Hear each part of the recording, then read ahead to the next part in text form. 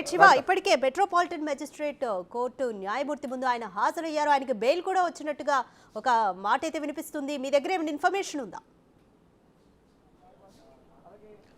Right, అధికారికంగా తెలియాల్సి ఉంది.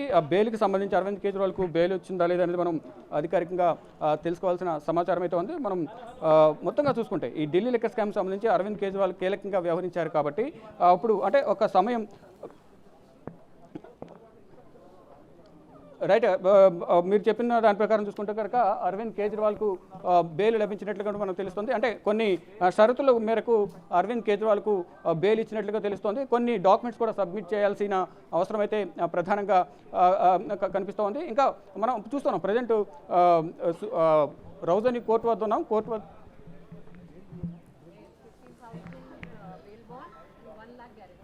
రైట్, కొన్ని కండిషన్స్తో ఈ బెయిల్ మంజూరైనట్టు తెలుస్తుంది.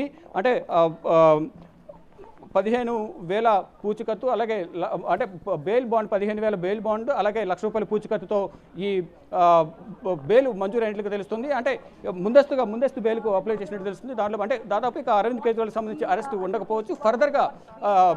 ఫర్దర్గా ఈ విచారణకు హాజరయ్యే అవకాశం అయితే ప్రధానంగా కనిపిస్తోంది. అంటే ఎన్నికలు ఉన్న నేపథ్యంలో ఎన్నికలు ముగిసే వరకు కూడా మ్యాక్సిమం అరెస్టు ఉండే అవకాశం లేదు. దానిలో భాగంగా అంటే ముందుగా అనేక ఊహాగానాలు వ్యక్తమయ్యాయి. అంటే అరెస్టు నేపథ్యంలోనే ఈ ఈడీ కానీ సిబిఐ కానీ నోటీసులు జారీ చేస్తున్నాయి. మొదటి నుంచి కూడా ఈడీ అధికారులు ఆరోపణలు చేస్తున్నారు.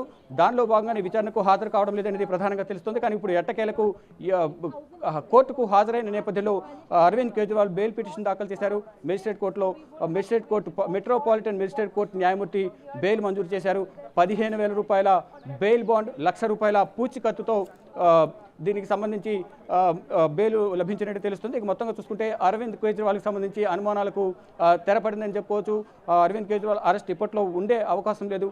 అంటే కొన్ని షరతులు ఏవైతే ఉన్నాయో దానికి సంబంధించి కానీ అరవింద్ కేజ్రీవాల్ ఏదైతే బెయిల్ పిటిషన్ సంబంధించి దాంట్లో బెయిల్ పిటిషన్లో మెన్షన్ చేశారో ఆ అంశాలన్నీ కూడా పరిగణనలోకి తీసుకుని మాత్రమే ఈ బెయిల్ లభించినట్లుగా తెలుస్తుంది. తదుపరి బెయిల్ ముగిసిన తర్వాత కోర్టుకు కూడా హాజరు కావాల్సి ఉంటుంది. కానీ ఈలోపు ఇప్పుడు magistrate court metropolitan magistrate court ఏదైతే బెయిల్ ఇచ్చిందో దానికి సవాలు చేస్తూ కూడా ఉన్నత స్థాయి కోర్టుకు వెళ్ళే అవకాశం కూడా ఈడీకి ఉంటుంది.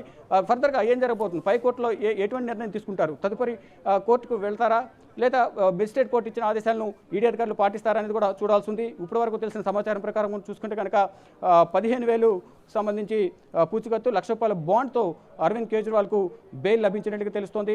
ఇక తర్వాత నెక్స్ట్ కవిత కూడా మరి కాసేపట్లో ఈడీ కార్యాలయం నుంచి రౌజని కోర్టుకు చేరుకునే అవకాశం అయితే ప్రధానంగా కనిపిస్తోంది.